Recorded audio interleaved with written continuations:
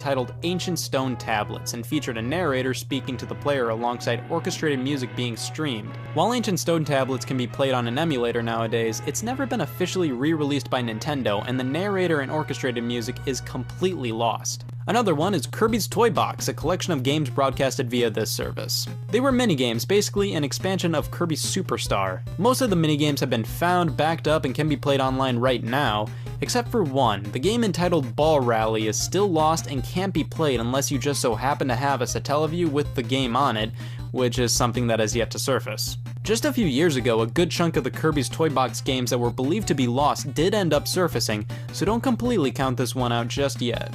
But get ready for the most heart-wrenching lost game broadcast of them all. Garfield Caught in the Act's Lost Levels. The Sega Channel for Sega Genesis was kind of Sega's version of the Satellaview, and similar to it, Sega offered some exclusive games on the service like Mega Man: The Wily Wars and Alien Soldier. Garfield Caught in the Act was offered to play, but also saw release as a physical cartridge. However, a handful of levels didn't make the cut in the final release and were finished for the Sega Channel version of the game. Many have nicknamed this as Garfield the Lost Levels, as they are completely lost. However, these levels are available on the Game Gear and PC versions of the game. It's not confirmed, but it's safe to assume that while these versions may be similar, they probably aren't one-to-one the same level designs as the levels on the Sega Channel version, which are gone and will most likely never resurface. No. The dependency many games have on online stores scares the piss out of me. So many games are digital only and can be taken off of the stores at any moment, making it almost impossible to play them. A good amount of the time, these games are taken off for licensing reasons. Scott Pilgrim vs. the World the game is a huge one that was taken off Xbox Live Arcade and the PlayStation Network.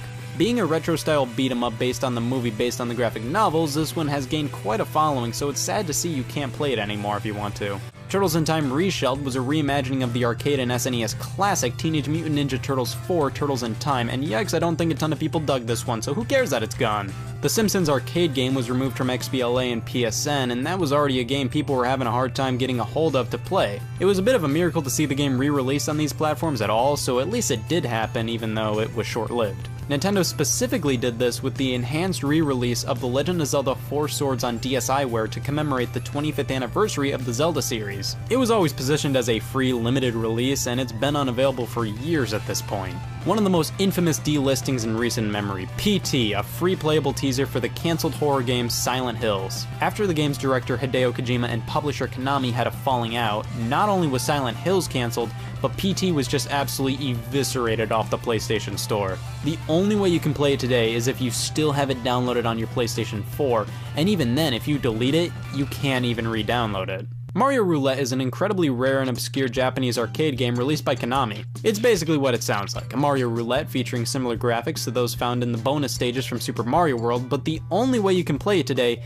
is if you find one. And spoilers, Jesus Christ, that's never going to happen. This is such an obscure rare release that not only is it nearly impossible to find, but even more difficult to back up online because, you know, it's never happened. The online multiplayer component of many games have been shut down. Looking at the games using the Nintendo Wi-Fi connection on the Wii and DS, multiplayer's donezo on a lot of those titles, but massive multiplayer online games are completely toast. When those things are shut down, it's completely game over. Many games are kept alive via fan servers, but more times than not, MMOs that die forever. It isn't always apparent just how fragile media can be. The Film Foundation estimated that over 90% of films before 1929 have been lost forever, which is way past unfortunate. That's history right there that never got justifiably preserved. Of course, with film, books, music, and the sort, these forms of media can be displayed and preserved in a multitude of ways now. Video games are a different story. Games are dependent on the hardware in which they were designed for. Movies, music, and books don't have that problem. They're all generally in formats that can be displayed on any computer, or any DVD or CD, or just pieces of paper. Games are trickier. The fact that they're designed for specific hardware in mind makes it more difficult to preserve.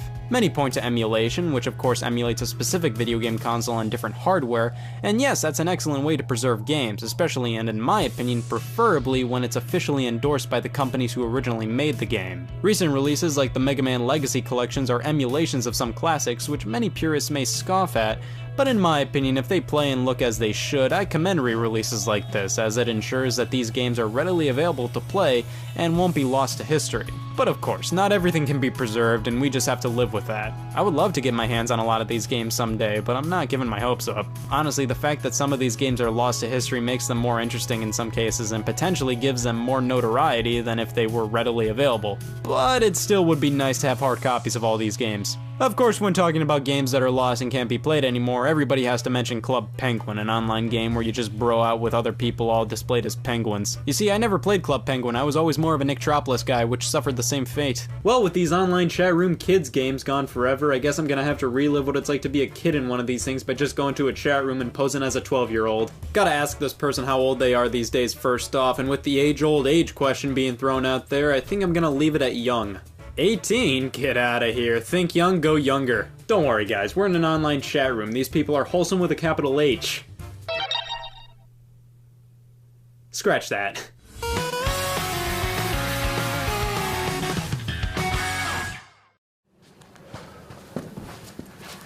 Alright, so what are we doing here? I already know all my co-hosts.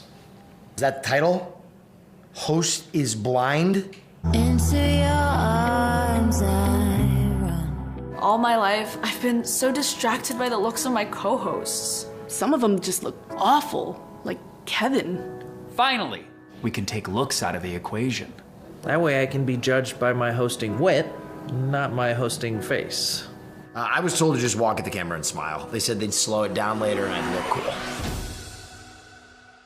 So one of the other attack hosts is on the other side of this wall? Yeah, one of them sure is. Nice to meet you, whoever you are. You know, we've been working together for months, so obviously you know who this is. This is crazy. I feel like a connection, almost like a kismet, but I have no idea who you are.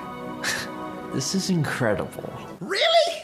You don't know who this is? It's such a relief to talk to someone and not worry about looks, you know? Yeah, it truly is. Oh, no. You sound ugly, though. Right. Well, how you doing over there, stranger? That's my dad's voice. You guys got my dad? What? You don't think I would recognize my dad's voice? No, I don't have kids. That's exactly what my dad would say. Is this some kind of sick joke? Listen to my voice, okay? You know exactly who I am. Yeah, good point. You sound bald. No, I'm not bald. In fact, notoriously, I'm very hairy. So what do you look for in a host? I'd say intelligence and girth. Intelligence and girth. I hope whoever's over there is having better luck than me. I'm a talking ham sandwich. Yeah, we've all felt that way sometimes. I'm made of white bread and meat, and my eyes are olives. Yeah, I feel that. You know, I get a lot of tweets where people describe me the same way. I'm absolutely stuffed full of meat. Well, now I'm confused, because that sounds like something Kevin would say, but I don't recognize the voice. It's been a wild 5 minutes. I feel like I've known you my whole life. I've never been more convinced and sure that someone's a hot human being. Yeah! And so I guess what I'm asking is... Will you me? No, you're trying to find the perfect co-host. Oh. Yeah, well then, yeah, whatever. Into your arms I run.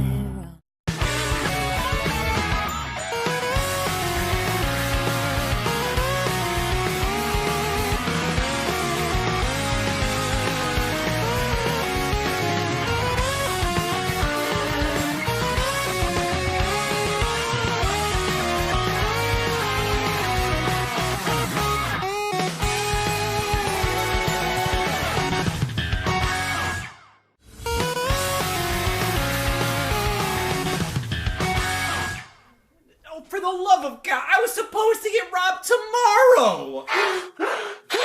Damn it! Well, my evening opened up. What am I gonna do now? I can't go, hey all, Scott here. I don't own Lasagna World Tour. False alarm. I lost everything. Well, except what the robber decided to leave. I wonder why.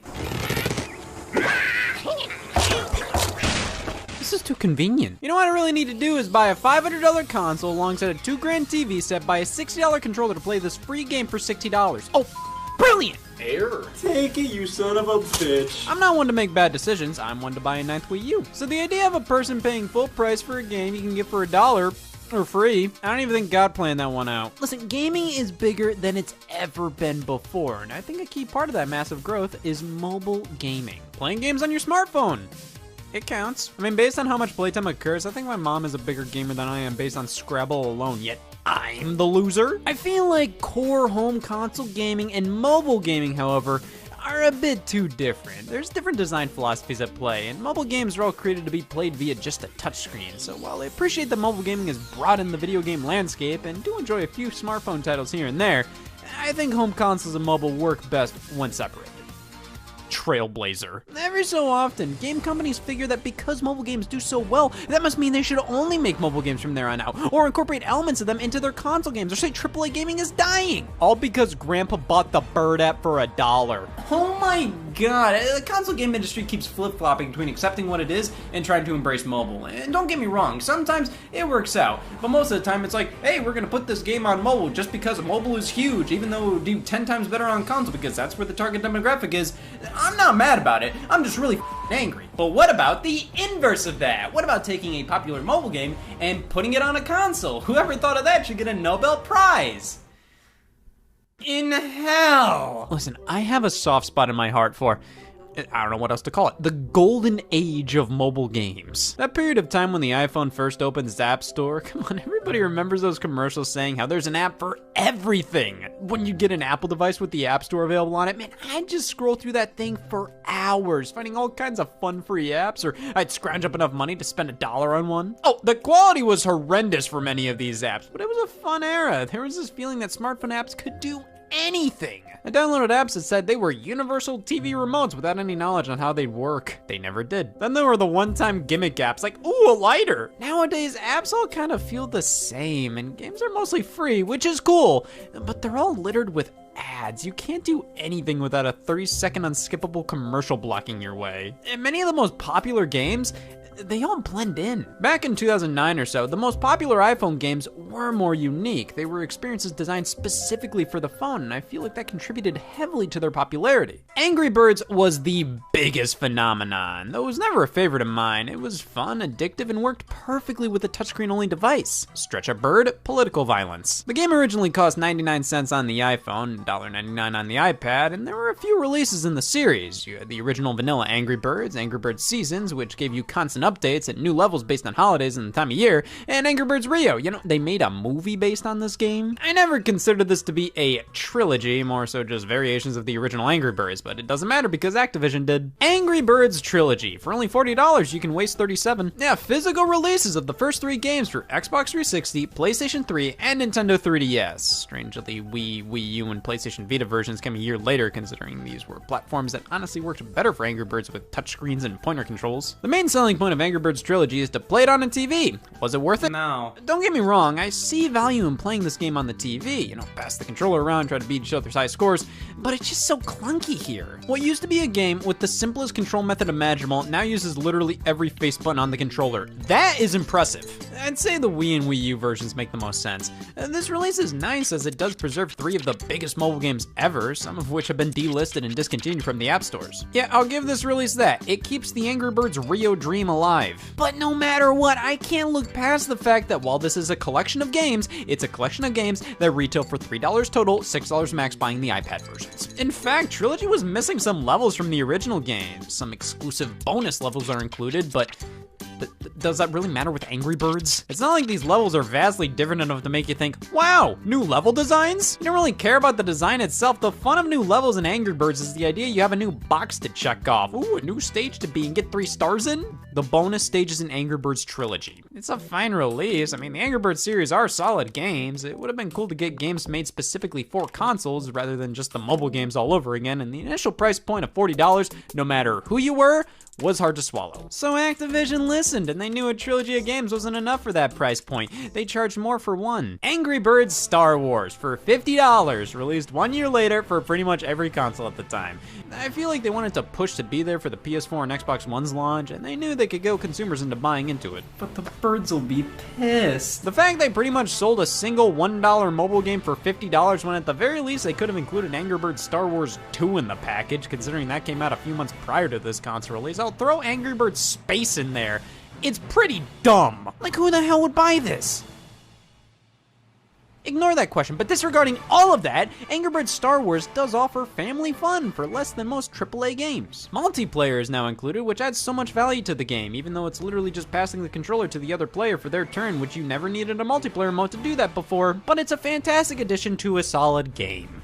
That's how some reviews of this read, and I don't get it. To be fair, I think most saw this as ridiculous, and if it actually sold well, I think we would have seen far more physical Angry Birds releases by now. They were always banking on these games luring in parents that know nothing but their kid likes Angry Birds and maybe their kid's name, all without realizing you'd spend $90 on both releases when these would all cost you $4 on the App Store. But then again, it's good to know these games will forever be preserved via these physical methods.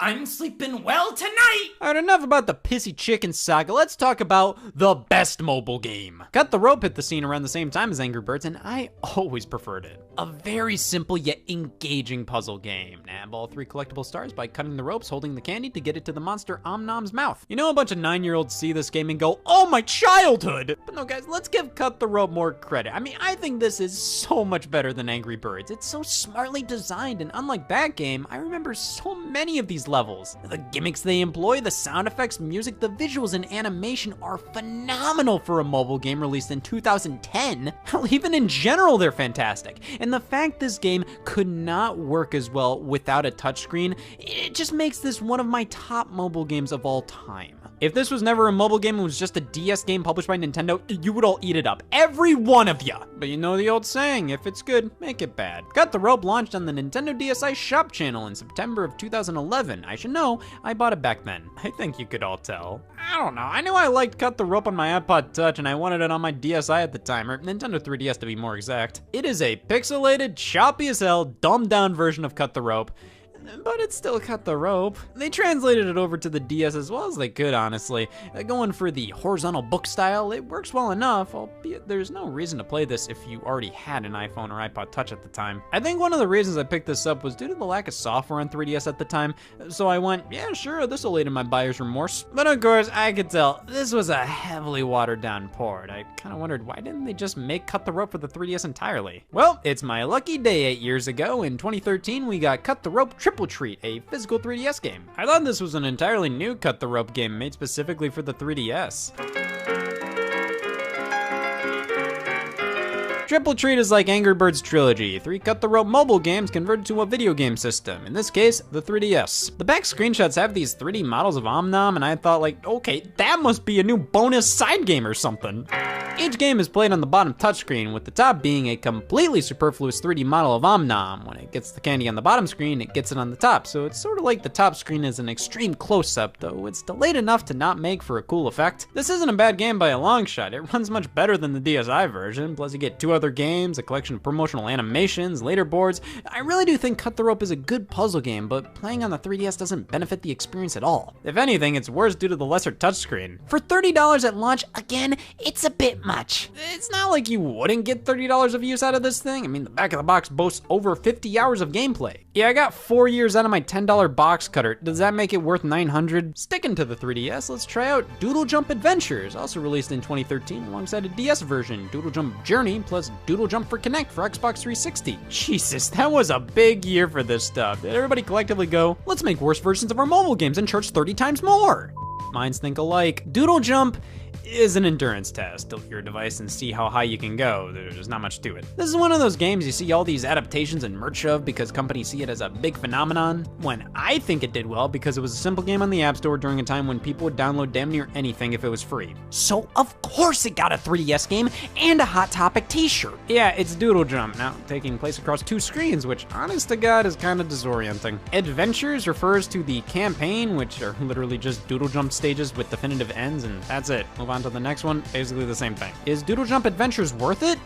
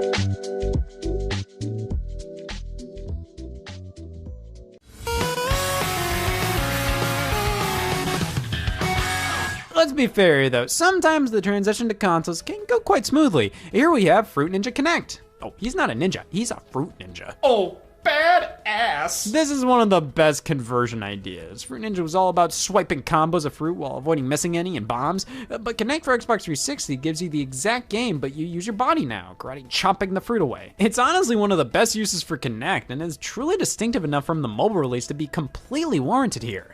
Fruit Ninja for PlayStation Vita is literally the exact same thing as the iPhone release at the time, so bravo, it was a flawless conversion. But why do this in the first place?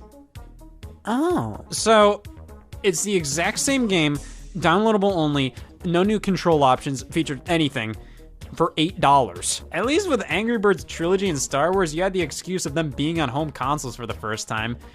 Wait, actually Angry Birds was made available on the PS3 and PSP stores separately as early as 2011. Almost seems like there was a push by Sony to have some popular mobile games on the PS3 because around this time, Jetpack Joyride hit the system. While overpriced and offering nothing new, these versions I think feel pretty genuine as downloadable games from this era. The same goes for Flight Control, which released on DSiWare, WiiWare, and PlayStation 3, only in Europe and Japan for some reason. No market for it in the US. In Europe, they won't shut up about it. Games like Pac-Man 256 released on PS4 and Xbox One after the mobile version without any microtransactions or advertisements, with controller support for just one low price, which this game works great in both contexts. As a quick pick up and play mobile game and as a fun content complete downloadable console release. It proves there's genuinely really quality stuff on mobile, stuff that can work just as great on consoles as well. Gameloft is the leading supplier of mobile games. They've always been that, just a D-grade Ubisoft clone who pumps out unoriginal, uninspired mobile ripoffs of more popular console games. Their games aren't horrible or anything, but they're just nothing sacks of not. And their premier series has always been Asphalt, basically your mobile phone alternative to Need for Speed. This is a long-running series, but who gives a The original Asphalt, Urban GT, and Urban GT2 released on Nintendo DS actually before cell phones, so starting with Asphalt 3, it became a completely mobile-focused series. The games like Asphalt 4 hit the Nintendo DSi shop, and Asphalt 6 the Nintendo 3DS as a launch title. Asphalt 3D. This was one of the first 3DS games I bought, mainly because it was the only game I could afford after already picking up Pilotwings Resort. After reading Oedipus Rex, I said I too should have a tragic ending. I remember not having any opinions on this game, and frankly, that's how I feel about this entire series. It's such a soulless car game. There's nothing unique about it. It gets the job done. Like if you have a pheromone release when you see a car move, sure. But Ridge Racer 3D launched right alongside the 3DS too, so it's like, why not go for that one? I'll tell you why, because Asphalt is always cheap or free. That's how they get you. Asphalt 9 was a mobile game converted to the Nintendo Switch, and it's more of the same, but this time it's free to play. Again, it's playable, it works, it does the job, but there's something about these games that always makes me feel like I'm wasting my time playing them. And I just beat Right to Hell Retribution. Now why does Gameloft bring these games to consoles? Well, it's usually if they think they can fill a certain void. Case in point, Modern Combat Blackout on Nintendo Switch. This series is to Call of Duty what Asphalt is to Need for Speed. Who the hell likes this series? Put your damn hands down! If you want a Call of Duty-like experience on your smartphone, here you go!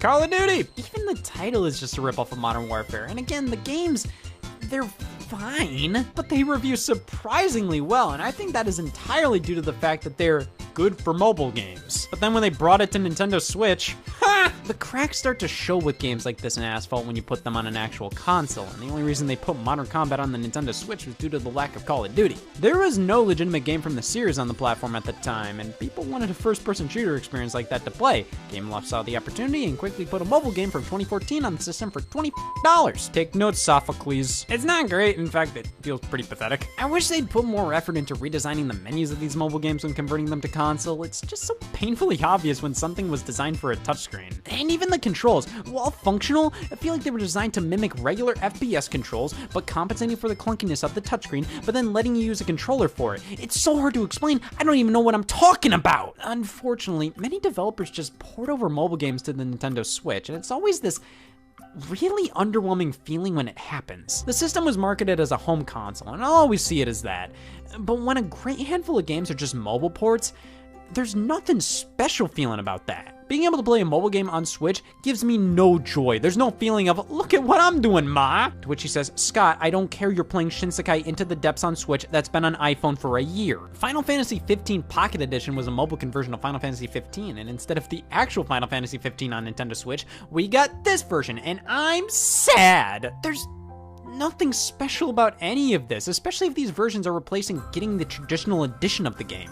Then it's more of a slap in the face compared to not getting any version at all. And then the Pokemon spin-offs. There's a ton that release simultaneously on mobile and Switch, and they either feel out of place on mobile or out of place on Switch. And now, to be fair, they normally launch on Switch first, but you can't fool me. Games like Pokemon Quest and Pokemon Cafe Mix were designed for mobile first. Just look at them. It's unfortunate because we used to get so many Pokemon spin-offs of all kinds for the Game Boy Advance, DS, Nintendo 64, GameCube, Wii, and now, while we still get some big boy spin-offs, a lot of Pokemon spin-offs are relegated to being free-to-play mobile games that get a half-ass Switch version to throw us a bone. But in reality, I think this just opens these games up to more criticism. Again, look at the differences between the review scores of Modern Combat on mobile and Modern Combat on Switch. You become a lot more critical when you play a mobile game on a console like this. But that's just a testament to how big mobile has become. It's impossible to ignore, and a franchise like Pokemon makes perfect sense for the platform. Mobile franchises have become so big that we end up getting things like Puzzle & Dragons Super Mario Bros. Edition.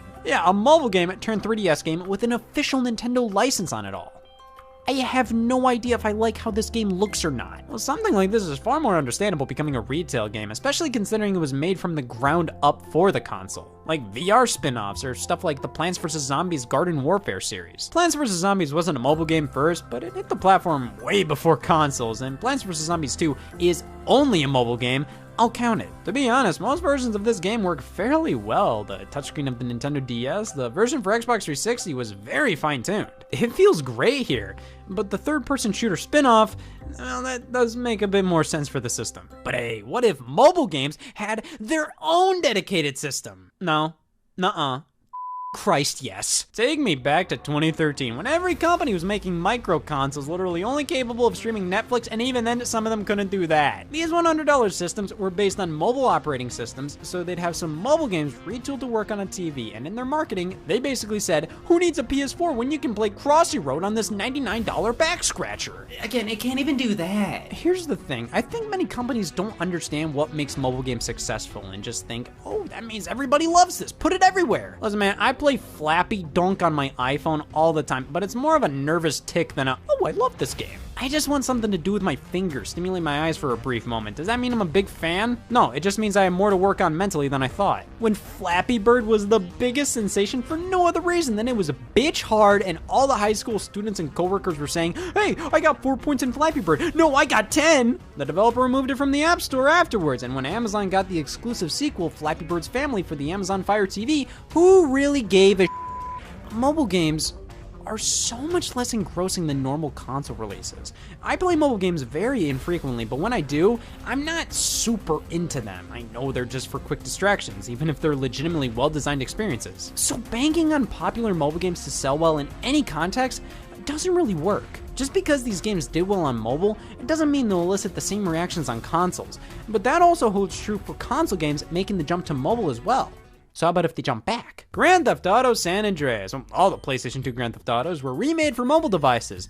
Let me tell you, I bought Grand Theft Auto 3 immediately when that released on iPhone in 2011. I mean, that was a dream come true to be able to play a PlayStation 2 game on the go. And it 100% was that, but it just didn't feel right played on a touchscreen. Like an idiot, I proceeded to buy every Grand Theft Auto that released on mobile afterwards and always had the same reaction. But San Andreas has always been my favorite of the series, and shortly after the mobile release, a new version for Xbox 360 and PlayStation 3 launched, which was the mobile version. What the hell was this? I guess they wanted to do a remaster of San Andreas and just figured the mobile version was good enough, but like I said, when you do a mobile to console conversion, at least change the menus. It's so obvious when menus were designed for mobile. This just doesn't feel right. You converted a game that used the controller to work with the touchscreen, but then converted that version back to work with just the controller. I don't know why, it just feels weird. And on top of that, it's just not a good version. There's so many bugs and glitches and the game crashes constantly. It just doesn't work well. I have no idea why they even made this. It came out after the Xbox One and PS4 for the PS3 and Xbox 360.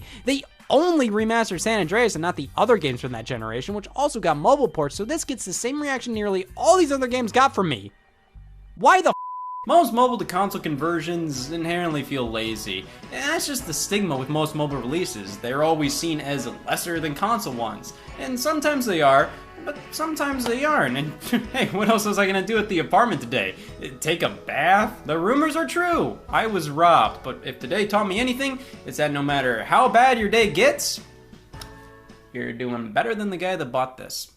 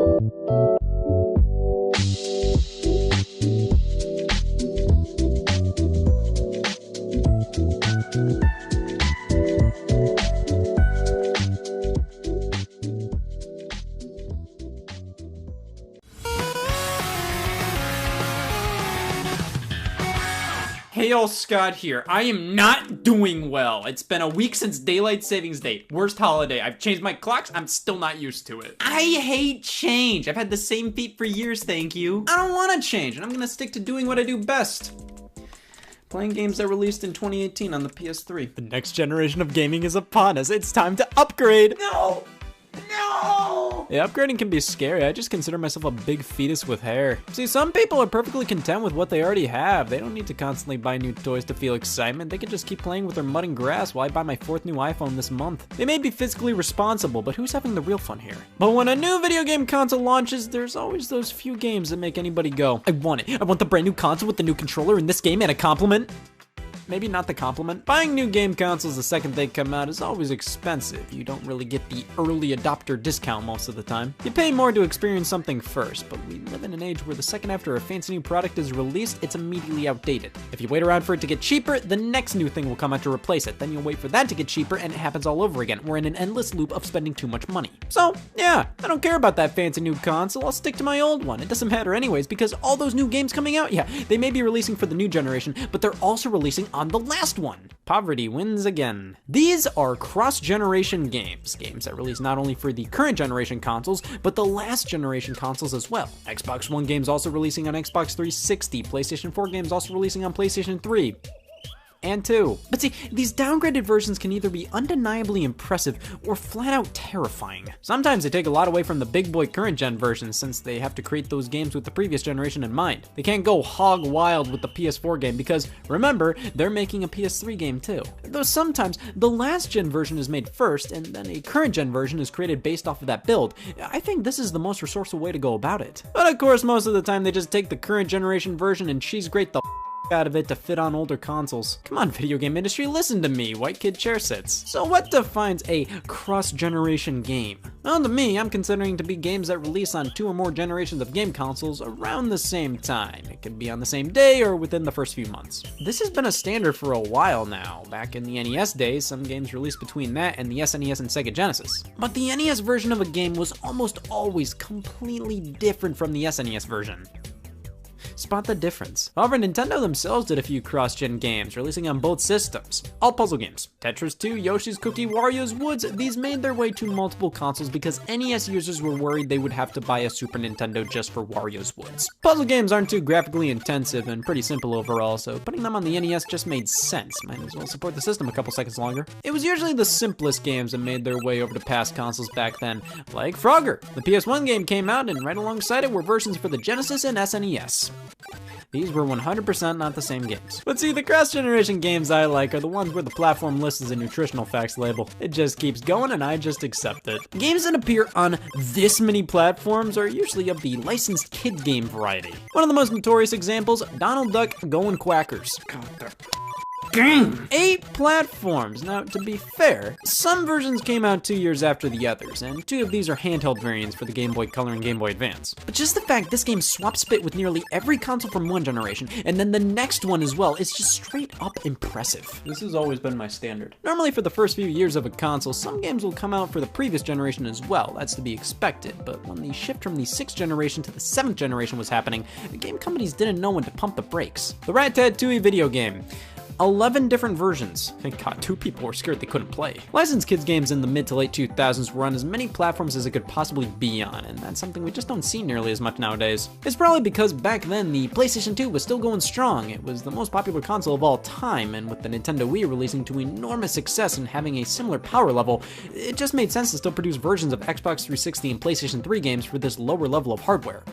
And at that point, you might as well puke out something for the GameCube. So many game consoles were a thing at the time, and nearly all of them had good reasons for developers to want to release on them. The Xbox 360, the most popular HD system at the time. The PlayStation 3, not as popular and harder to develop for, but there was still an install base, and it had comparable specs to the 360, so might as well put your game out on that. The Wii, now far less powerful than the 360 and PS3, but it had the biggest install base out of all of them. The PS2 was still selling and still had active users, and could run games made for the Wii pretty well, but why not make a last-gen version of the title? There's still an active audience for that. And hey, the PlayStation Portable is sort of a portable PlayStation 2. It shouldn't be too hard to squirt that version on there. And at that point, I mean, might as well do a GameCube and Xbox version. A lot of users on these older consoles were kids. They can't immediately upgrade to the new systems whenever they want, so if you're making a kids game, making versions for these consoles, it just made sense. PC and Mac versions too, why not? Oh, and Game Boy Advance and Nintendo DS games. They'll be completely different, but it makes the list funnier. It's all about making your game as accessible as possible. No matter what console somebody has, they should have the audacity to play your game. And one of the oddest examples of this initiative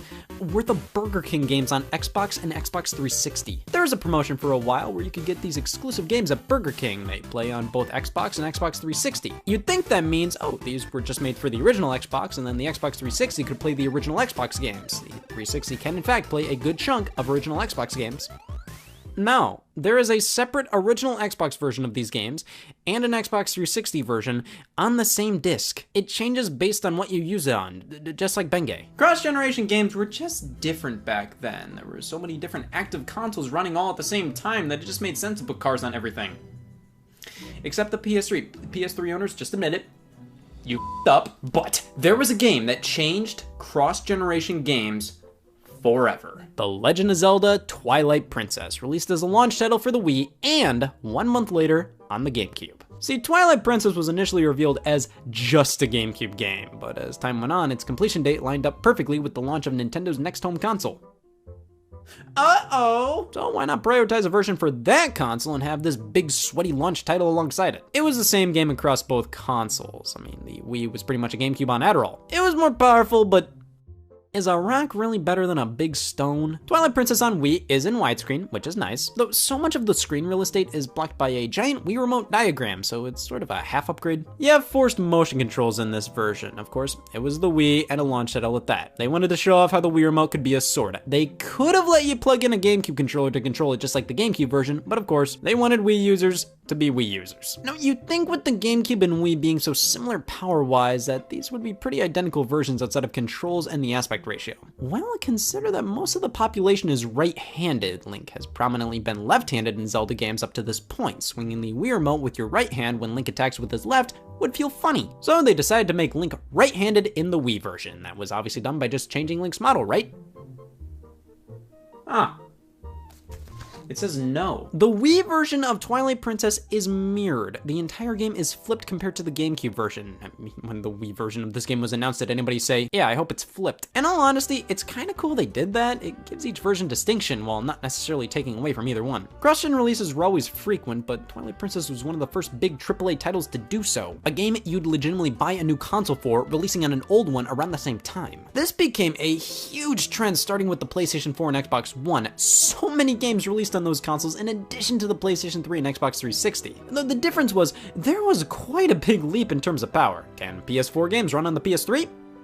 Sure. Destiny, Far Cry 4, Dragon Age Inquisition, Middle-earth, Shadow of Mordor, Assassin's Creed 4, Thief, Call of Duty Ghosts, Metal Gear Solid 5, Ground Zero, Battlefield 4, Need for Speed Rivals, Murdered Soul Suspect, Alien Isolation, Evil Within, Dragon Ball Xenoverse, Resident Evil Revelations 2, Battlefield Hardline, Call of Duty Advanced Warfare, all released on PlayStation 4, Xbox One, and PlayStation 3 and Xbox 360. To be honest, many of these games worked on these platforms. Here I have Wolfenstein: The New Order for Xbox 360, coming on a whopping 4 discs. One of them we pop in just to install the game onto the hard drive. That's how you can tell if the game really wasn't made for the 360, when you have to install it. This is normal, this is normal, this is normal. Playing the game, I mean, it works, everything's all here, though when it switches from the super high quality cutscenes to the actual gameplay, it's so much more noticeable than on PS4. It doesn't look too bad, but it obviously doesn't look the greatest either. But if you only had an Xbox 360 or PlayStation 3 and wanted to play this game, it's not a bad option. I did get stuck on nothing here though, and then my bullets were suspended in the air.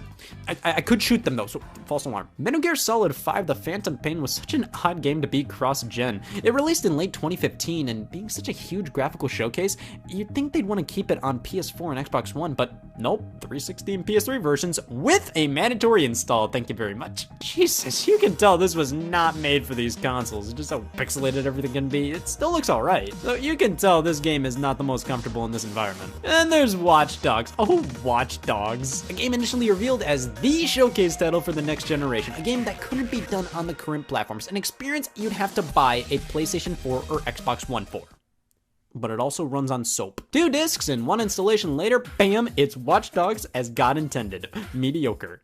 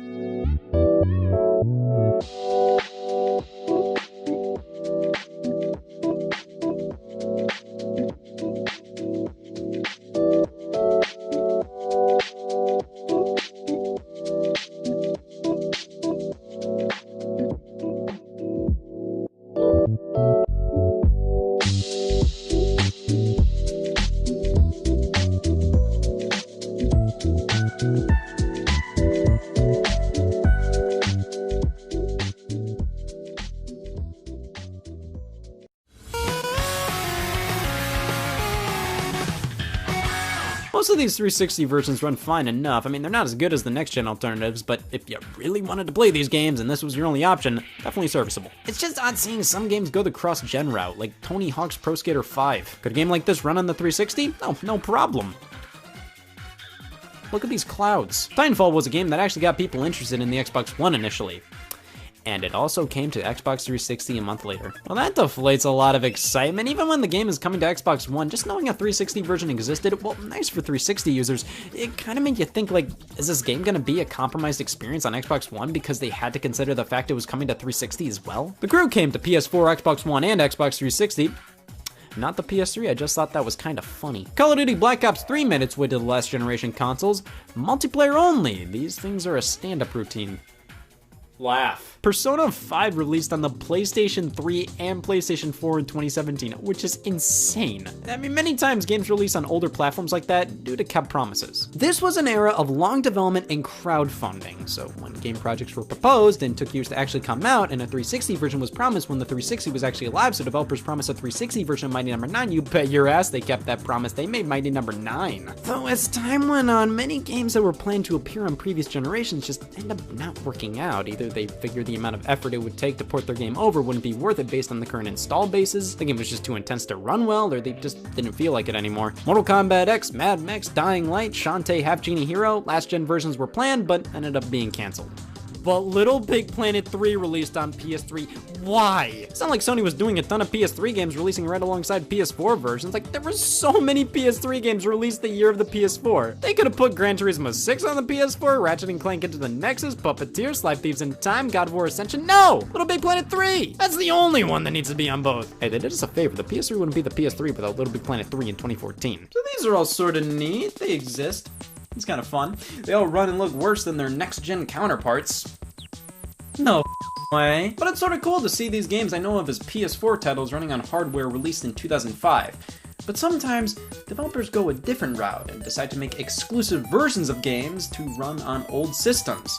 I believe this is referred to as stupid. These are sort of cross-gen. I mean, they are and they aren't. Exclusive versions of games for the previous generation. Interesting tactic. And I think Ubisoft takes the cake here for most effort put into a dog idea. It's 2014, and Assassin's Creed Unity is releasing for PS4, Xbox One, and PC, and PS4, Xbox One, and PC only. I gotta say, I'm pretty surprised Ubisoft was that quick to make Assassin's Creed a current-gen only game. The last entry, Black Flag, was on everything because it was a launch title for the new consoles, and the next year, bam, only for the new consoles. But that was because they created an exclusive Assassin's Creed game for the previous gen, Assassin's Creed Rogue, released on the same day as Unity. These are two separate games you need two separate generations of hardware to experience. They did this as an experiment. It was hard for publishers to give up support on this generation because it lasted a lifetime and these systems had huge install bases. They were worried that loads of players were still on 360 and PS3 and would either miss out on the latest Assassin's Creed or wouldn't buy a watered down port. How about an exclusive one just for them? See if there's a reason to keep both of these platforms around.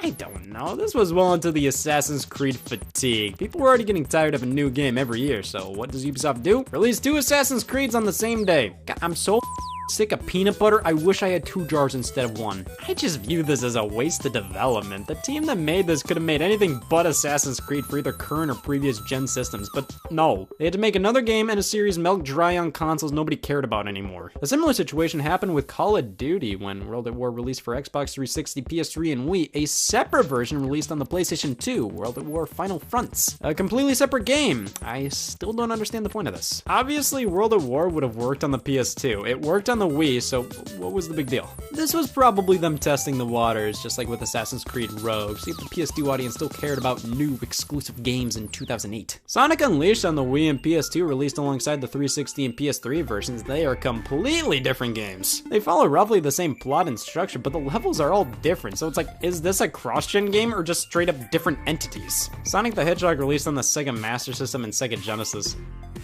What is this? Again, 2 completely different games. Is this cross-gen? One of my favorite weird examples is Pokemon Mystery Dungeon. Much like the mainline Pokemon games, the first game was released as 2 separate versions, Blue Rescue Team and Red Rescue Team. Both on different consoles on the same day. Blue was on the Nintendo DS, Red was on the Game Boy Advance.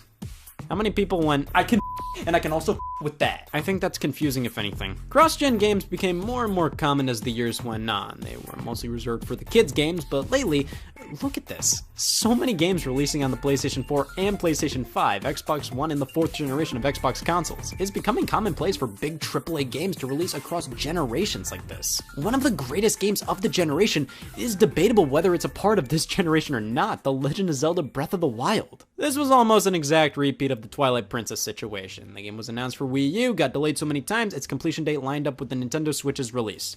Oh god, they didn't mean to! It made for one hell of a launch title and swan song for the Wii U. I mean, the reason for this game being cross-gen wasn't necessarily to give it the biggest install base possible, rather, it was out of obligation. They announced they were working on Zelda for Wii U all the way back in 2013. People bought Wii U's just for this game. They had to release it for the system. And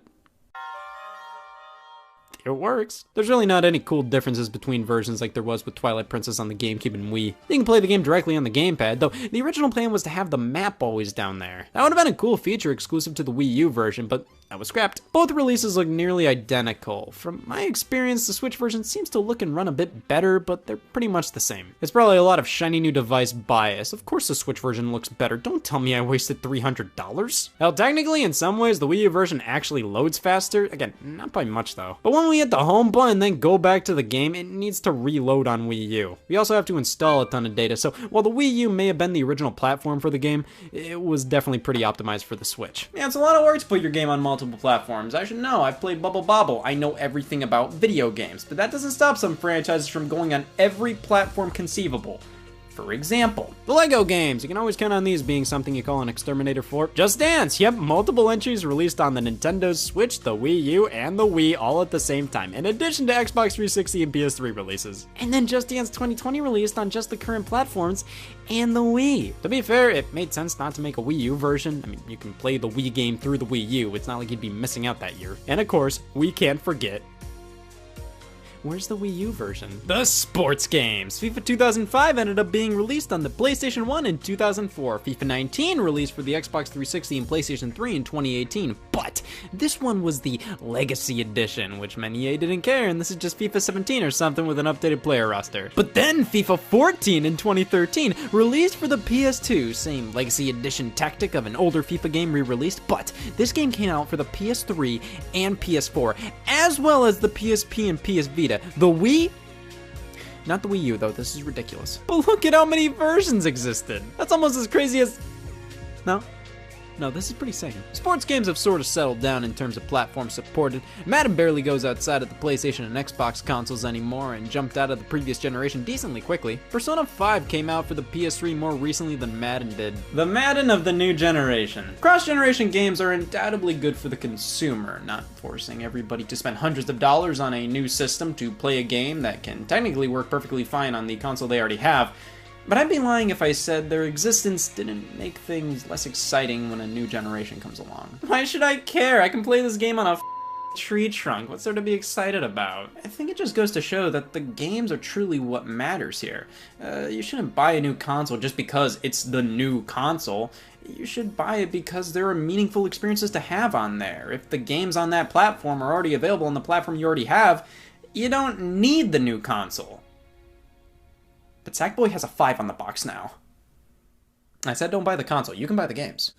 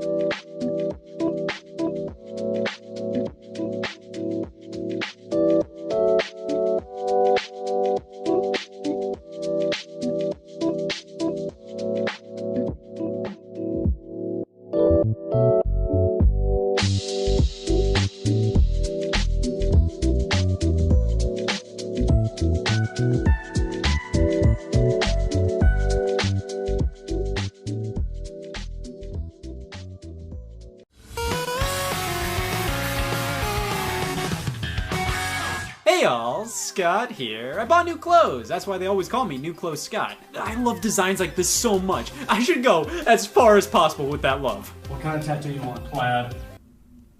Could've just gotten the Xbox controller. It's a brand new day. I wake up and what do? I buy more useless trash. If I run out of money, I'll just sell another kidney. I don't care. Look, I bought another rice cooker for the collection. That's a core problem when it comes to your everyday video game player. We end up buying a lot of stuff we don't really need? I mean, sure, I don't need Rhythm Heaven Fever. Damn it, I need two. They're obviously products we all want, but don't really need. However, buying new video games brings us entertaining experiences we wouldn't have had otherwise. But we all have those things we really don't need, but sort of kind of want anyways, and game companies know this. That's why they all say, grab the paints, got some more on. I'm not as ashamed as I wanted to be. These special editions, products that have a special little paint job that makes you squirm at the thought of not owning it. Even if you have the standard edition of a game console already and it works perfectly fine, you even think it already looks nice and sleek and all that, just when a glacier white PlayStation 4 gets announced, yeah, alright, where do I sign? Special edition game systems have somewhat puzzled me because in many cases, these special editions appeal to hardcore fans who already own the console, so to have them buy a completely new one just for a different paint job, it's a lot to go through. Which is why I think special edition controllers are where it's at. The controllers are the kind of things you usually buy multiples of for your system, so hey, why not pick up the special ones? You can never have enough of this. But here's the thing, controllers are absolutely abused. These things are put through so much, and if you play games, you know you're prone to some thumb grease. To buy a controller based on its looks alone, and with it only being available for a limited time, I almost don't want to use it. I know if I do, it's more susceptible to wear and tear, and if it breaks down, I don't want to buy another one. By the time I have to do that, it's going to be 10 times more expensive online. Have you seen the Cheeto market? People pay top dollar for special trash. Imagine how much I have to pay for a new Halo Reach controller. Who chews on thumbsticks? Special edition controllers. They're always a joy to see, plus you can usually warrant picking these up because you can never have too many controllers. However, I never want anything to ever happen to these. They're too precious. That's why I don't have anybody over anymore. Yeah, so I kind of have this weird thing where I have to lick every controller that I see. Donkey Kong! Listen, I'll usually buy something like this when it's either A, related to a game I like, or B, the design makes me swoon. I own a Xenoblade Chronicles 2 controller and have no interest in the game. I feel like I'm on a list somewhere. But sometimes special edition controllers are more trouble than they're worth. Again, that's why nobody's invited over here anymore. You have the one guy that notoriously doesn't bathe his fingers go, yeah, I'll take the gold one. Like, what the f? Don't do that to my controller. But to truly appreciate special edition controllers now, we have to go back to when companies said, do it yourself. People have been customizing their controllers ever since the dawn of time, and if you want to reach a bit, we could consider decals to be the first instance of the special edition. I think a lot of people have seen these Nintendo-powered decals for NES controllers. You'd get them with the magazine and just stick them onto your gamepad. These things have always been a thing, still prevalent nowadays. These are the cheapest possible solution to give your controller some flair. The only one I technically have is the controller skin that came with the Sonic Forces bonus edition. Joking hazard? Thank God I read that. But nobody likes talking sticky paper. Everybody wants to talk about controllers that come with paper pre-sticked. Special edition controllers really hit it big during the Nintendo 64 days, and not only were there multiple colors to choose from, but some fancy designs that were definitely harder to come by. Some of these were given away via promotions or sweepstakes or specific catalogs within magazines like the Millennium 2000 controller or the Nintendo Power 100th issue gold one. However, one I own happens to be the Donkey Kong 64 controller. It was a special order item through Nintendo Power, not all too different compared to the standard yellow, but it's hauling the tips with this one. They're bananas. This design makes me way more okay with the standard controller layout. So that's what these things were supposed to be. Many look towards the golden controllers for their daily dose of dopamine, and scream special edition more than crippling debt. So of course there was a gold Nintendo 64 controller, but there was an even golder asterisk controller that is way past rare. These ones were given away at a Star Fox 64 tournament at Nintendo's E3 1997 booth, and are pretty similar to the standard gold you could get in stores. However, this one had a fancy Nintendo 64 logo on the front. I'd consider the Nintendo 64 to be where special controller variants were truly born. Sure, there were constant revisions of the Sega Genesis controller, for example, but those primarily boiled down to red buttons, black buttons. With the N64 offering 4 controller ports, that obviously meant more controllers were to be sold, so why not sweeten the deal a bit with some designs only a mother could love? These weren't revisions, rather they were for fans of the console and games. But at this time in gaming, special edition consoles were way more prevalent than just controllers. You were lucky if the controller included in the box got any love at all. The PS1 and Sega Saturn dabbled in this here and there, but we really had to take one giant leap of faith into the following generation where we can truly start to see some more special controllers make their debut. The Sega Dreamcast took some notes from the Nintendo 64. See, we have 4 controller ports, you know what that means. It's blue! But the GameCube was where it's at for special variants. I'd say it definitely wasn't on par with the N64, but we have some interesting ones here. One I happen to have is a controller you can only purchase via Club Nintendo Japan, the Luigi controller. Oh god, I can't wait to see what it's like.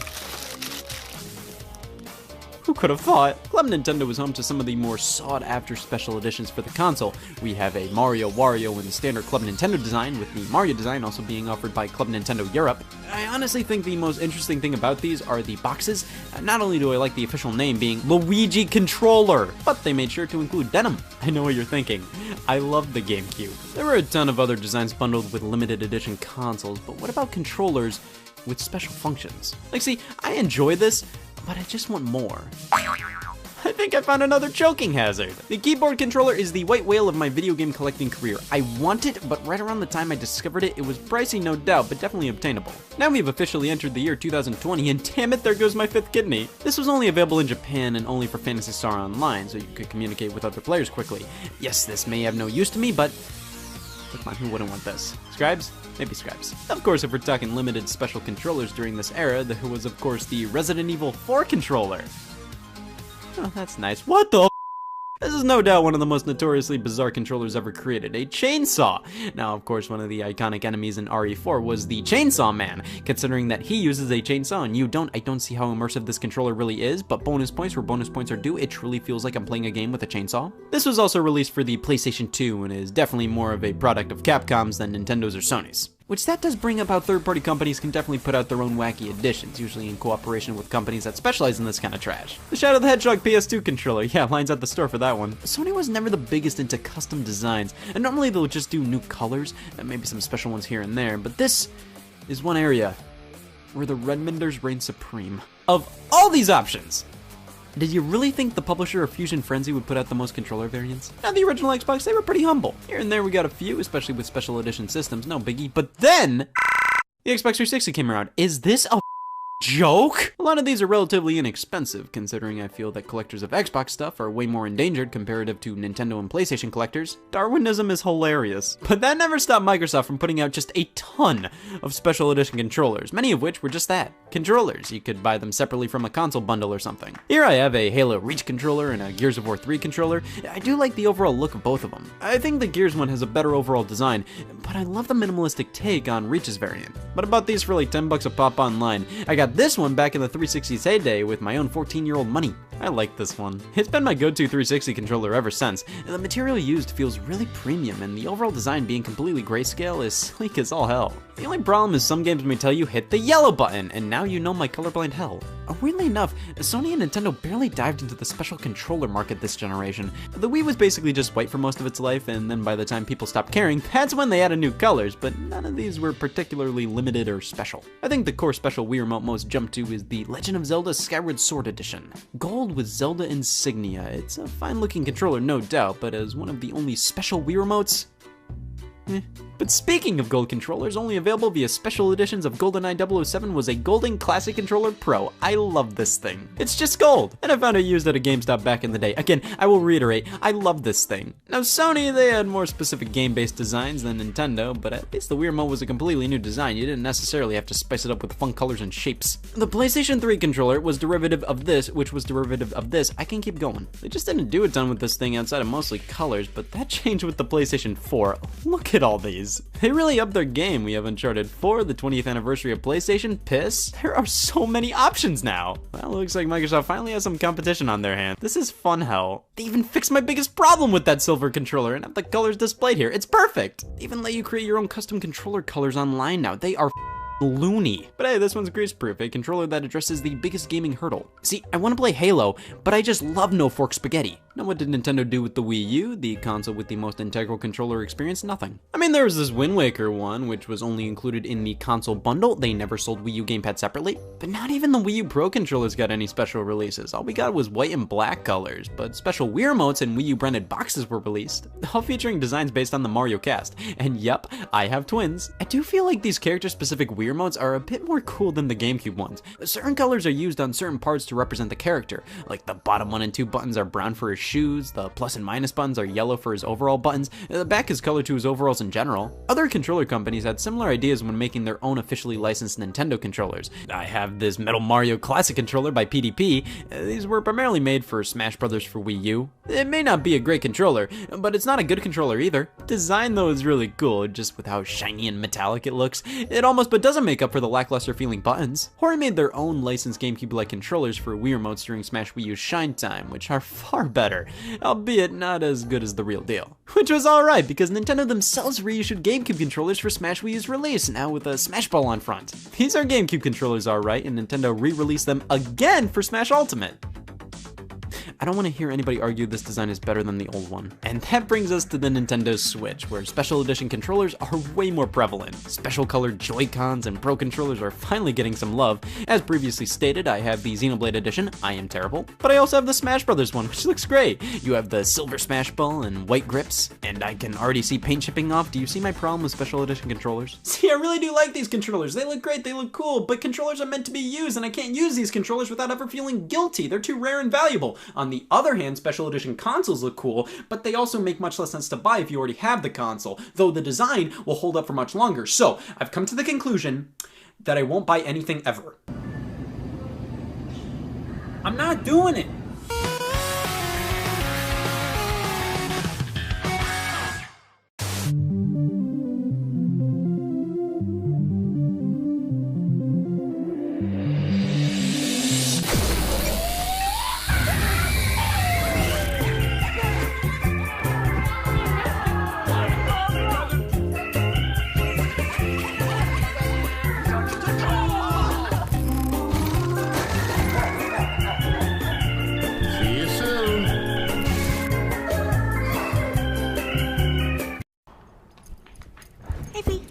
How's it going? Do you remember how you wanted to do that astrology podcast?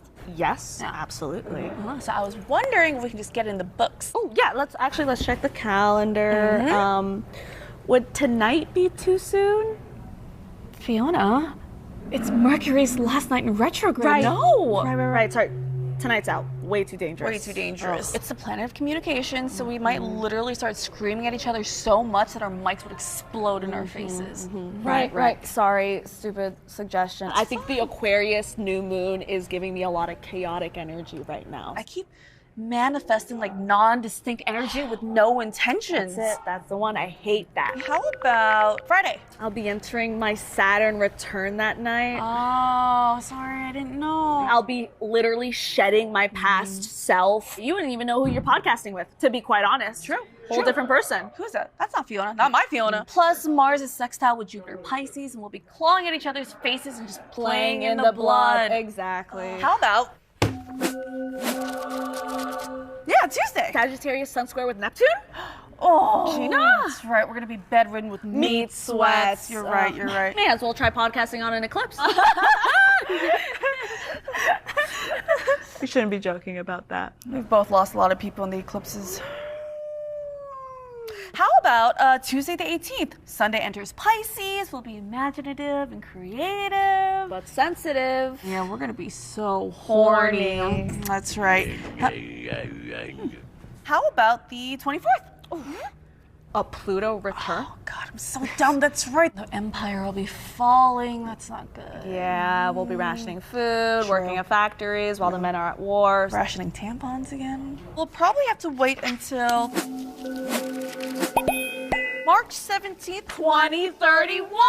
Right, when Venus enters Neptune. Oh my God. And then we're going to be leaving the war and into a new rebirth. And then the 12 houses will create an octaval chorus to the Sky Mother. Yep, got it. It's on my calendar. Oh, that was so easy. I'm so glad it sorted out. Yeah. Hey, girls. Hey, Will. Do either of you want to do my NFT podcast? No. Okay, see you later. It's just weird. Who believes in that made-up crap? Bunch of nonsense.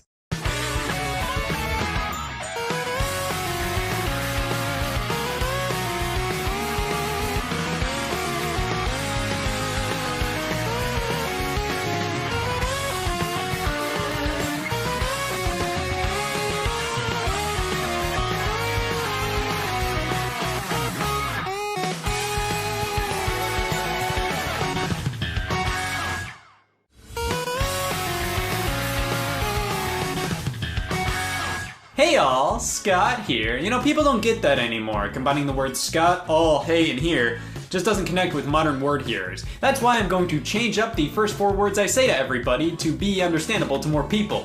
Here, I have a lot of options to shift through. Hi gang, it's Scott. Welcome to Scottsburg. Everybody? No, just Scott. Guys, look, a me! I played Fling Smash. People of you. Hey, anybody up for tennis? I bought a hat. I'm talking about Reboots.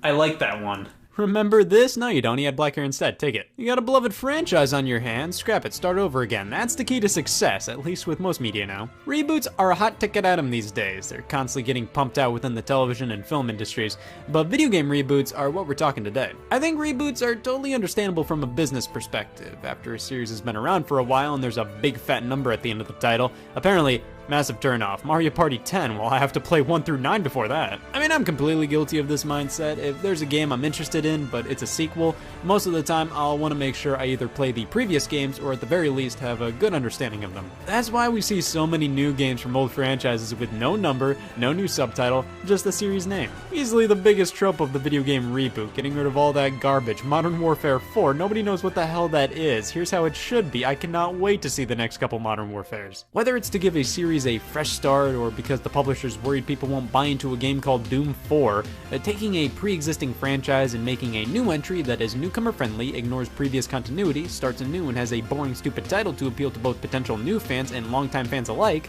that's like a game developer's favorite pastime. Reboots just make sense. They can appeal to newcomer and veteran fans.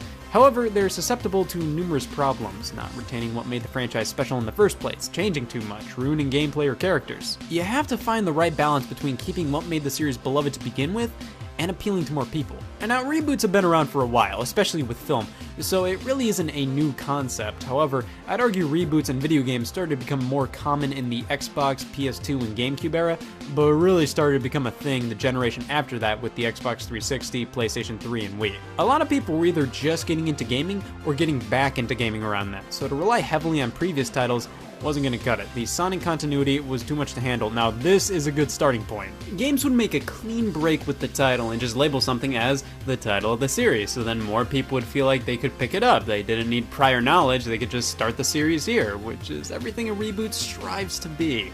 Sometimes we got reinventions of a game in a more modern style, a return to form, or the best thing a reboot can ever strive to be, gritty. As gamers got older, so did a lot of their tastes, so it was a hip thing to take an E-rated franchise and M it all up. I always looked at Bomberman and said, well, that's not right, where's the angst? I just got back from Spencer's Gifts, I'm ready for this. Bomberman Act Zero is possibly the most definitive way to not reboot a series. I guess Hudson Soft wanted to take Bomberman and turn it into something that could rival Gears of War with its persistent use of brown and gray. This game knows how to use no colors, and they redesigned one of the most iconic characters in all of gaming and turned him into something your mom wouldn't approve of. Bionic Commando, so this technically is a sequel to the original Bionic Commando on NES. You might have played this and asked, what happens next?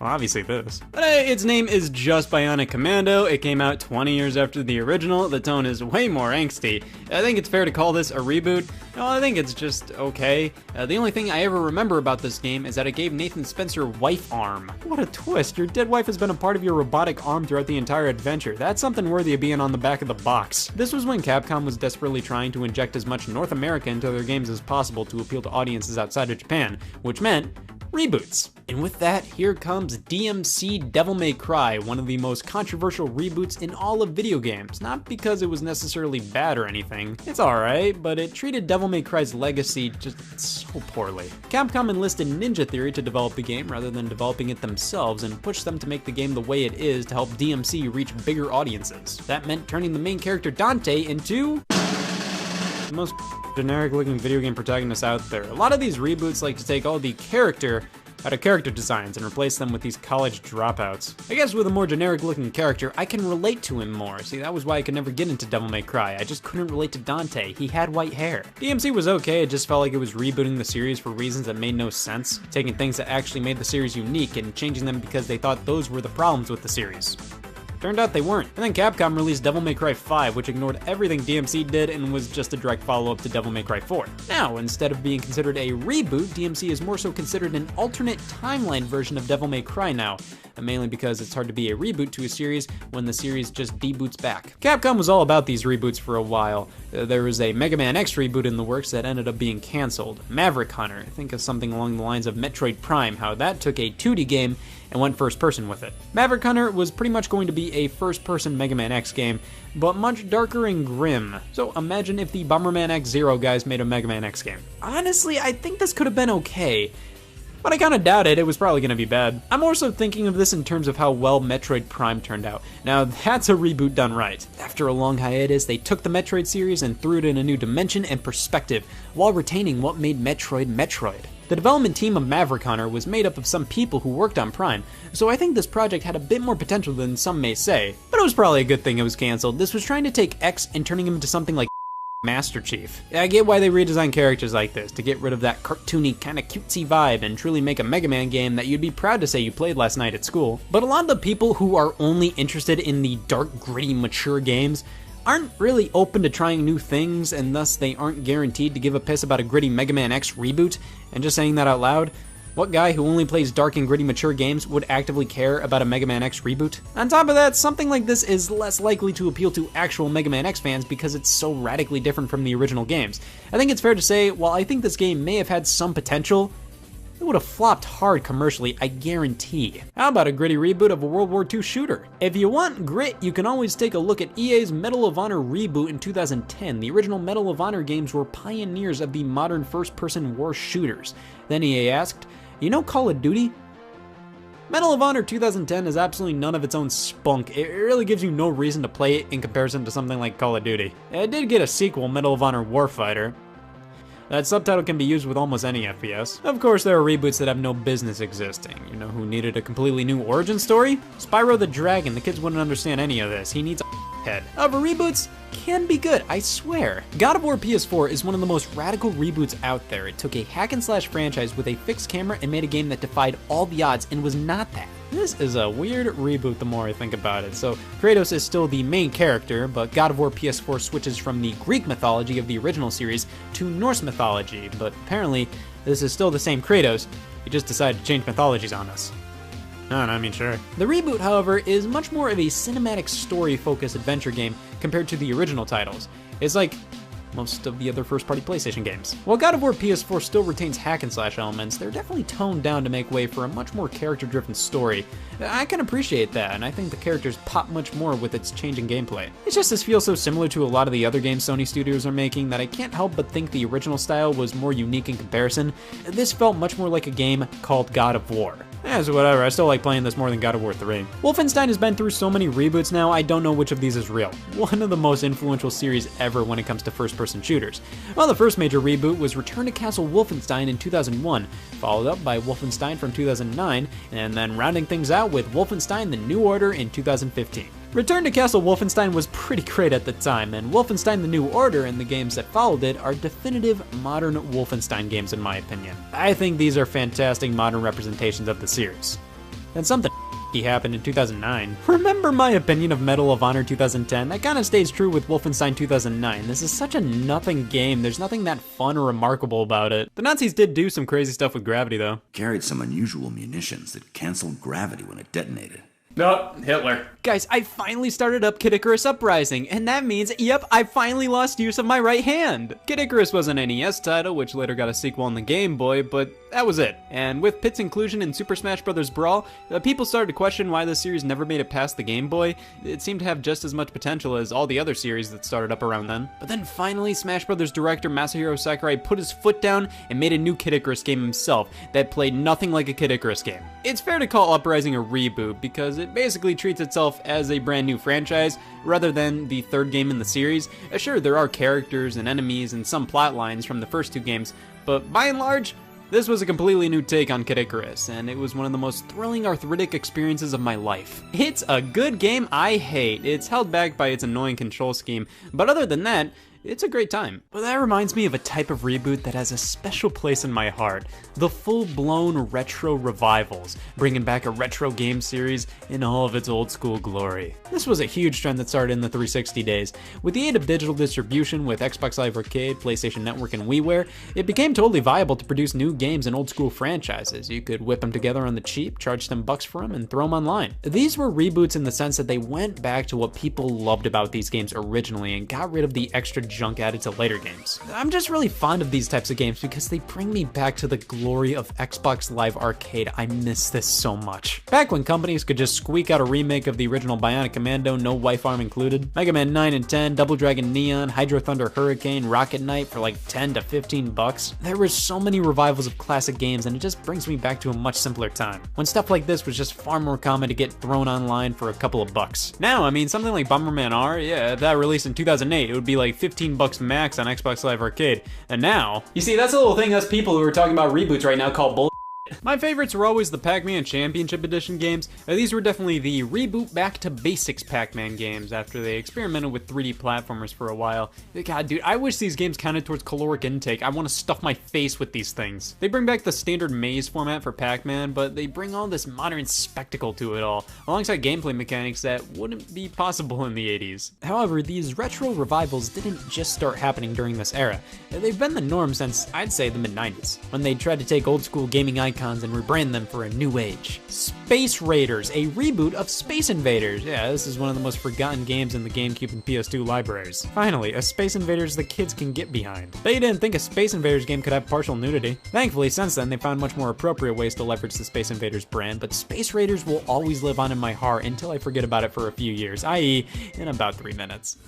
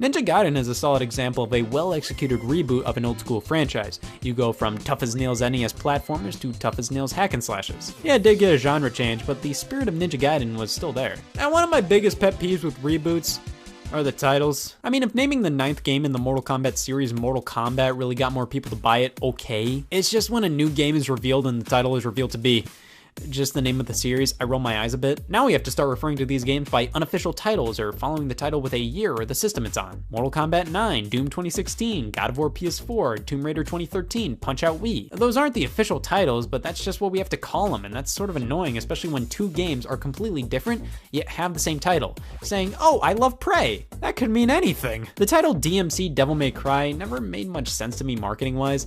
Like, DMC is kind of more of an abbreviation fans use to talk about the Devil May Cry games, so just calling the game DMC doesn't make much sense if they were looking to have this appeal to more people. I feel like it would have done better if they just straight up called it Devil May Cry. I adore Tomb Raider 2013, but the title being full out Tomb Raider doesn't feel the most fitting to me. You do raid tombs in the game, but it's not the main focus. I think it would have made more sense to just call it Lara Croft or something, because it's focusing on her origin story, and one of the last things I think of with this game is honestly the tomb raiding. Sonic the Hedgehog 2006. One thing I will never understand about this game is its name. They wanted this to be a fresh start for Sonic, so this is what Sonic was always meant to be. I don't get that because Sonic 06's gameplay is pretty similar to the Sonic Adventure titles. Why were they acting like this was Sonic's rebirth and deserved to be called simply Sonic the Hedgehog, when it was pretty much just a third Sonic Adventure? Plus, they re-released the first game on Game Boy Advance the same day, and that was just called Sonic the Hedgehog, and that was bad too! Sega had a lot of nerve to release two completely different bad games with the same name on the same day. The Punch-Out games. Alright, how many times can you reuse the same title? Can you just call the Wii one Punch-Out in the Face? However, sometimes I do think it's fair to use the generic series as a title, and when a series is gone for a long time, the lack of a subtitle or number kind of makes sense. I mean, why would you call Killer Instinct 2013 Killer Instinct 3? Most of the general population doesn't even know games called Killer Instinct 1 or 2 ever existed. Reboots can be seen as cash grabs or annoying to longtime fans. And they most certainly can be that, but I think we still gotta look at some of these from more creative perspectives. It can be incredibly frustrating and complicated to be tied to continuity from years worth of content, especially if current developers didn't work on previous titles in a franchise.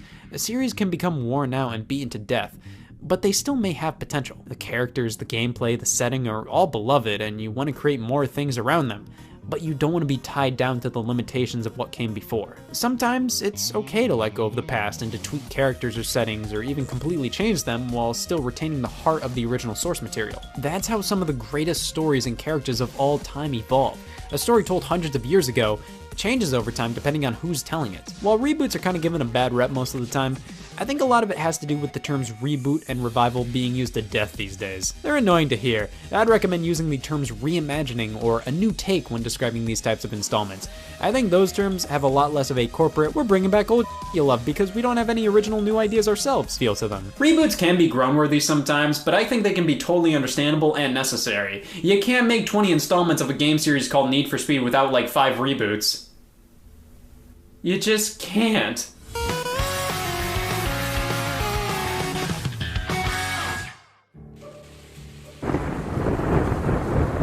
Hey y'all, Scott here, quick. What's the first thing you think of when you think mysterious?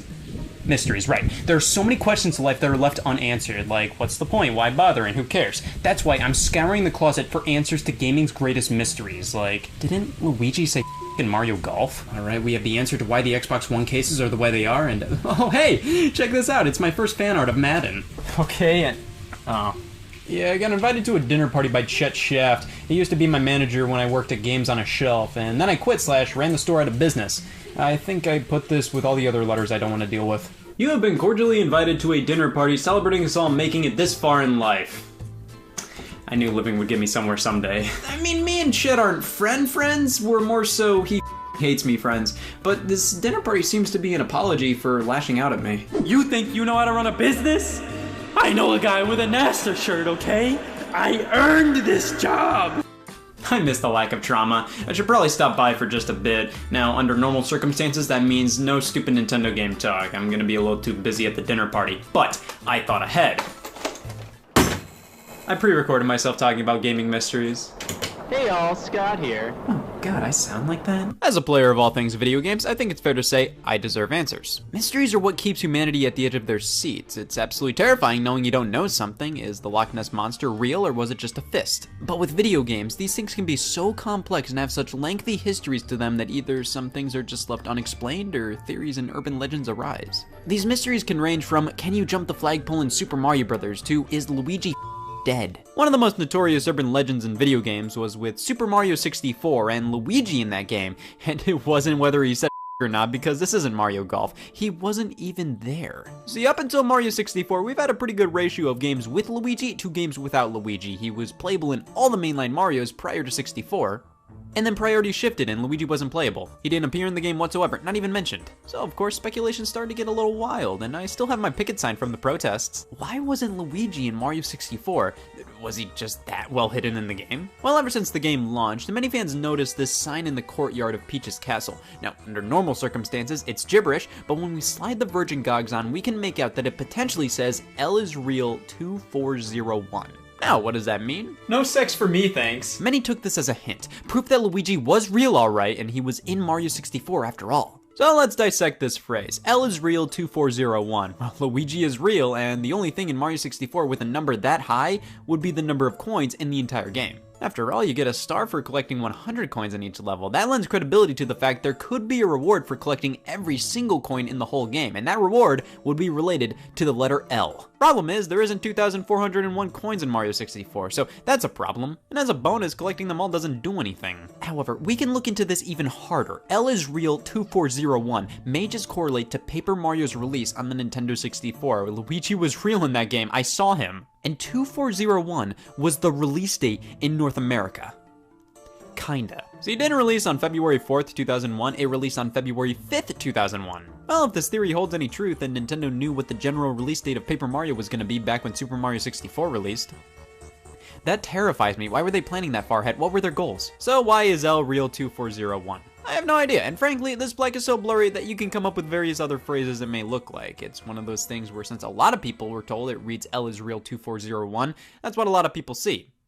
I don't know what the Aka Room people's deal is. Luigi was planned for Mario 64 in a potential multiplayer mode, but was pushed off to the side. He was playable in the remake Super Mario 64 DS though. All of life's problems are solved when a character is playable in Mario 64 DS. Now, a lot of mysteries within gaming can be classified under conspiracy theories. Like, was Link dead throughout the entirety of The Legend of Zelda Majora's Mask? No. It was between this and the moon landing. I chose believing the less supported one. Majora's Mask is one dark Zelda title, and most dads would not let their daughters date this game. It's creepy, it's depressing, and many have discovered how the story of the game correlates with death, what happens before and after death, dealing with death, and many have theorized that Link himself was dead and the entire game is basically his afterlife. There are lots of theories like this in games, some of which have turned out to be true, like how Super Mario Bros. 3 was supposed to be a play. You see how it opens up with a curtain rising, various platforms cast a shadow and have bolts on them like they were constructed as part of a set. Whenever a level ends, it's almost as if Mario was running off stage. This was a fan theory for the longest time until it was actually confirmed by Shigeru Miyamoto. Now, if this was an actual play, I could sit down and watch. Who wrote this?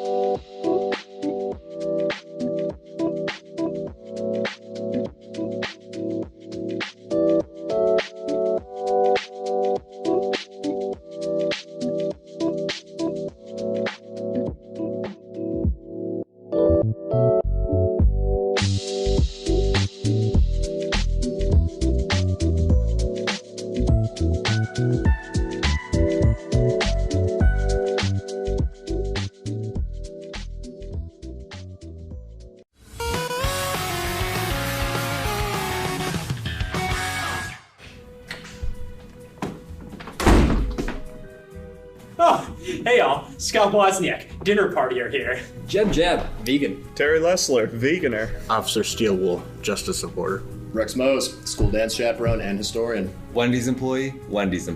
Oh, so how do you all know Chet? He was a former vegan, and he bought milk. That son of a bitch! I pulled him over for money laundering. I'm chaperoning his dinner party. He stole a Baconator. That son of a bitch! I take the story managed, and he convinced me to quit one of the only jobs I ever had. Now I'm living off of unemployment checks in fear. Hi, Chet Shaft, former Games on a Shelf manager, current doer of all things nothing. Welcome to the Shaft Family Estate's first annual dinner party, my largest priority at the moment. Due to some prior obligations, I can't be there with you tonight, but please feel free to help yourself to an old Shaft family recipe. This is Jimmy John's. But then we go from theories to just the unexplained. Parts of games that were just never understood and remained elusive for so long.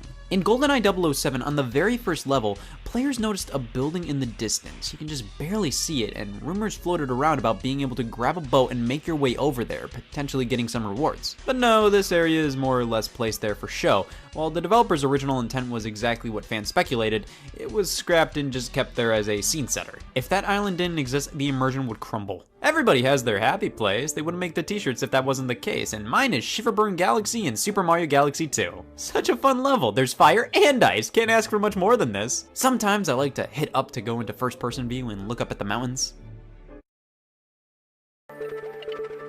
Everybody has their happy place, and mine is Fleet Glide Galaxy and Super Mario Galaxy 2. These ominous figures appear in Shiverburn Galaxy if you look up in first person.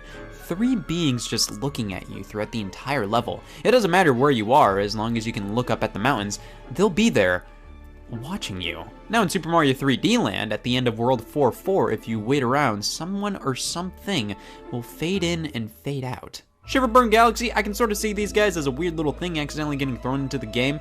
You know, they're ink blot tests. In 3D Land, this was a completely deliberate addition where one of the developers said, I want to make some kids themselves. The Shaft family would like to express their gratitude to all attendees of the dinner party tonight. Terry Lessler and Jet, thank you for your strong acts of veganism. Carrots wouldn't be the same without you. Rick Mose, without you, I wouldn't be an alcoholic. It's Rex!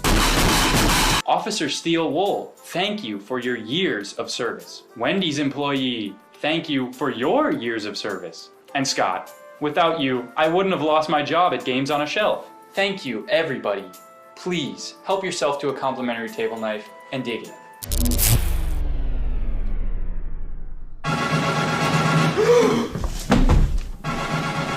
He's dead! Alright, listen guys, I'm not one to leave the party early, but when people start getting murdered, that's where I draw the line. Yeah, somebody's been murdered. Yeah.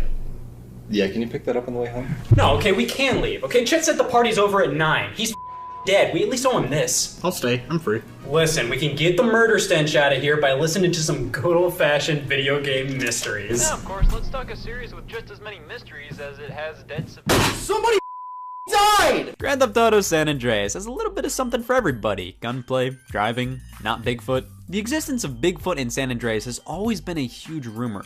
Apparently within the forest, you could find Bigfoot lurking around. This is also a game where ghost cars can chase after you. A developer on the game stated that Bigfoot was in there at one point, but he was told to take it out for the final release. However, there's supposedly a 10% chance of seeing Bigfoot.